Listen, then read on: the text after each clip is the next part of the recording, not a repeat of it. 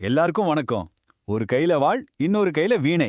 இப்படி ஒரு ராஜாவை நீங்க எங்கேயாவது பார்த்திருக்கீங்களா? இன்னைக்கு நாம அப்படிப்பட்ட ஒருத்தரை பத்தி தான் தெரிஞ்சுக்க போறோம். இந்தியாவோட மிக முக்கியமான பேரரசர்கள்ல ஒருவரான சமுத்திரகுப்தரோட ஆச்சரியமான கதை தான் இது. சரி, ஆரம்பிக்கலாமா? இவருக்கு வரலாற்று அறிஞர்கள் ஒரு பட்டப்பெயர் கொடுத்திருக்காங்க. அந்த பேரே போதும் அவரோட ராணுவ திறமைய புரிஞ்சுக்கிறதுக்கு. அவர் பேரு தான் சமுத்திரகுப்தர்.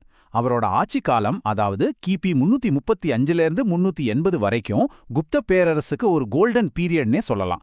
எப்படி இதெல்லாம் சாத்தியமாச்சுன்னு பார்க்கலாம் வாங்க. அப்போ யார் இந்த சமுத்திரகுப்தர்? எங்க இருந்து வராரு? வாங்க அவரோட கதைய கொஞ்சம் ஆழமா பார்க்கலாம்.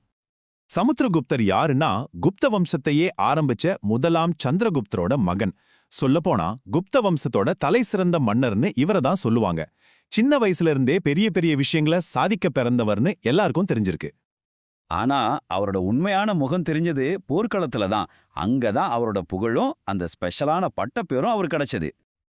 இங்க தான் அவரோட புத்திசாலித்தனம் வெளிப்படுது. பாருங்க, அவர் ஒரு டபுள் கேம் ஆடியிருக்காரு. அதாவது வட இந்தியாவுக்கு ஒரு பாலிசி, தென்னிந்தியாவுக்கு வேறொரு பாலிசி. வட இந்தியாவில் இருந்த 9 ராஜாக்களையும் தோற்கடிச்சு அவங்க நாட்டை நேரடியா குப்த பேரரசோட இணைச்சிக்கிட்டாரு. ஆனா தென்னிந்தியாவில் 12 ராஜாக்களை தோற்கடிச்சாலும் அவங்கள கப்பம் கட்ட வச்சுட்டு அவங்கவுங்களையே ஆள அனுமதிச்சாரு. இதுல தான் அவரோட சூப்பரான ராஜதந்திரமே அடங்கியிருக்கு. தென்னிந்தியாவுல அவர் படை எவ்வளவு தூரம் போச்சுன்னு தெரிஞ்சுக்கணுமா? அப்போ காஞ்சிபுரத்தை ஆண்ட பல்லவ மன்னர் விஷ்ணுகோப்பனை தோற்கடிச்சதை பார்க்கணும். இதுவே போதும் குப்தர்களோட செல்வாக்கு இந்திய தீபகற்பத்தோட ஆழம் வரைக்கும் பரவி இருந்துச்சுன்னு சொல்றதுக்கு. சரி, இதெல்லாம் நாம எப்படி இவ்ளோ கரெக்டா சொல்றோம்? இதுக்கு என்ன ஆதாரம்? வாங்க அந்த ஆதாரத்தையே நேரடியா பார்த்துடலாம். அதுதான் இந்த கதையை நமக்கு சொல்லுது. நமக்கு தெரிஞ்ச பெரும்பாலான விஷயங்கள் இந்த ஒரு ஆதாரத்துல இருந்து தான் கிடைக்குது. அது என்னன்னா, அலகாபாத் தூண் கல்வெட்டு. இத பிரயாகை மெய்கீர்த்தின்னு சொல்லுவாங்க. இது சமுத்திரகுப்தரோட ஆட்சி, அவரோட சாதனைகள் எல்லாத்தையும் பத்தி பேசுற ஒரு புகழுரை. வெறும் 33 வரி தான். ஆனா இந்த 33 வரியில ஒரு பேரரசரோட முழு சரித்திரத்தையே அடக்கியிருக்காங்கன்னா பாத்துக்கோங்களேன்.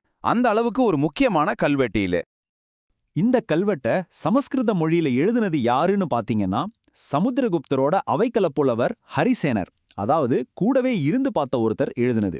அதனால தான் இது பேரரசரை பத்தின ஒரு இன்சைடர் வியூவா நமக்கு கிடைச்சிருக்கு.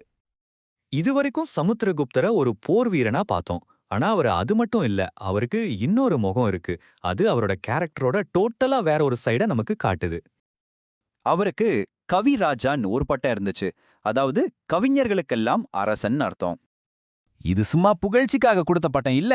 நிஜமாவே அவர் ஒரு சூப்பரான இசைக்கலைஞர், ஒரு நல்ல கவிஞர் கூட. அந்த திறமைக்காக கிடைச்ச பட்டம் இது. நமக்கு இதுக்கு ஒரு திடமான ஆதாரம் கூட இருக்கு. அவரோட தங்க நாணயங்கள்ல அவர் கையில வாளோட இல்ல வீணை வாசிச்சுக்கிட்டு இருக்கிற மாதிரி பொறிச்சிருக்காங்க. யோசிச்சு பாருங்க, ஒரு பேரரசர் தன் ஒரு கலைஞனா காட்டிக்க விரும்புறாரு.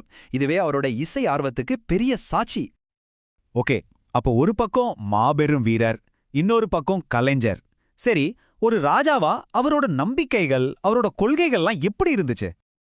அவர் விஷ்ணுவோட தீவிர பக்தர்.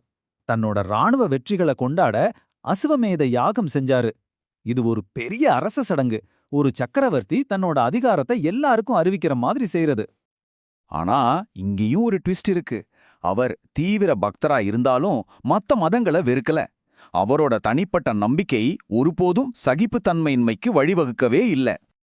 சொல்லப்போனா அவர் வசுபந்துங்கிற ஒரு பெரிய பௌத்த அறிஞருக்கு ஆதரவா இருந்திருக்காரு.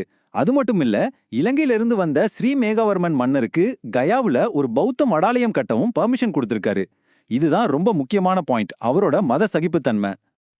நம்ம இப்போ சமுத்திரகுப்தரை பத்தி நிறைய விஷயம் பார்த்துட்டோம். வாங்க முக்கியமான பாயிண்ட்ஸை ஒரு தடவை வேகமா ரீகேப் பண்ணிடலாம்.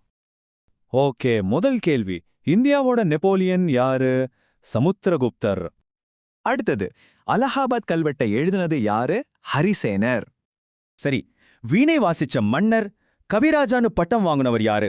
அதுவும் சமுத்திரகுப்தர் தான். அப்ப பாருங்க, சமுத்திரகுப்தர் வெறும் ஒரு போர் வீரர் மட்டும் அல்ல. அவர் ஒரு ராஜதந்திரி, ஒரு கவிஞர், ஒரு இசைக்கலைஞர், பல முகங்கள் கொண்ட ஒரு ஆளுமை. இது நம்மள ஒரு கேள்வி கேட்க வைக்குது இல்லையா? எப்படி ஒரு மனுஷனால ஒரு பக்கம் படைப்பாற்றலோடவும் இன்னொரு பக்கம் போர்க்களத்துல வெற்றிகளை குவிக்கிறவராகவும் இருக்க முடியுது? இந்த கேள்விதான் சமுத்திரகுப்தரோட கதையை இன்னிக்கும் நாம பேச வைக்குது.